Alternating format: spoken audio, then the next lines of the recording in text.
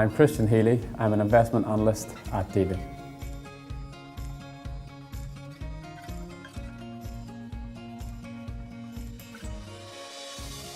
In my current role, I work in the professionals and executives team within private clients within the wealth management department in Davy.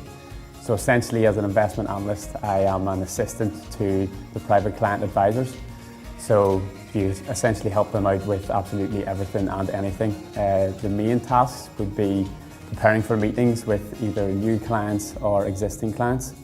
So that could be a new client, showing them the investment offering that we have, the different types of portfolios that we have, the different ideas that we have and the different products that we can give them, so that ultimately they can achieve their long-term goal, whether that be to save up money and to provide some money for the next generation, or maybe they're looking to buy a second holiday home, a new car or something like that.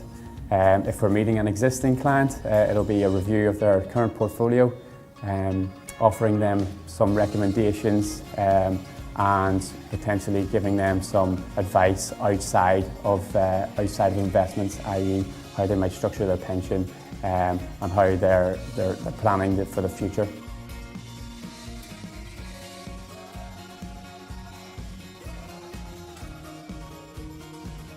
I think the most important skills you need to be successful in that role are actually the softer skills. It's not so much the skills, the financial skills, the mathematical skills that you obviously learn in university and in college. It's the softer skills, so it's the people skills, it's the public speaking, the presentation skills.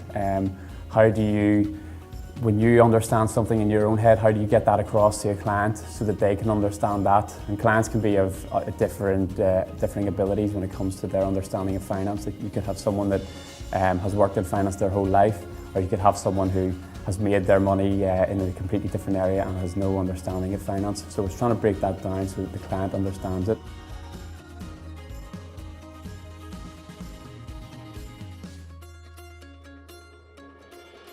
I think the main thing about the Davy graduate programme is the 4 rotations over the 2 years, 6 months in each rotation. The way that it's structured is that your first 2 rotations are decided for you, a mix of where the different heads of teams think that you're best suited based on your skills or your personality. And then your last 2 rotations are usually a bit of your own preference in there.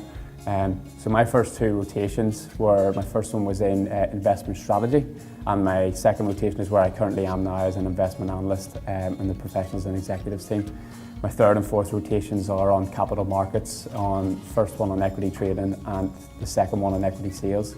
So the good thing about the rotations is it gives you a great chance to find out what area you want to work in the future. So many people, like myself, started along the route of I was very interested in finance but didn't know exactly what role I would be suited to.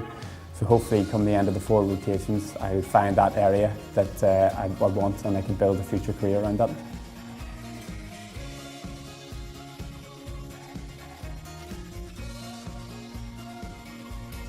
I think the best advice that I could give to someone younger than myself that's interested in a career in finance is to put yourself out of your comfort zone.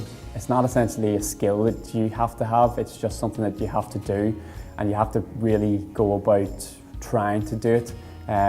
For example, when you're new to a job, you feel like you don't understand a lot and you are out of your comfort zone temporarily, but after a month you can become very accustomed to the job and it's very easy to sit there and not put yourself out there. I started by studying actuary in college. About 6 months into it, I had the opportunity to do an internship for a large investment bank in Belfast. And again, that was me putting myself out of my comfort zone to go out there and see what it was. Not a typical route maybe for an actuary to go down the finance side, but it was something I wanted to do.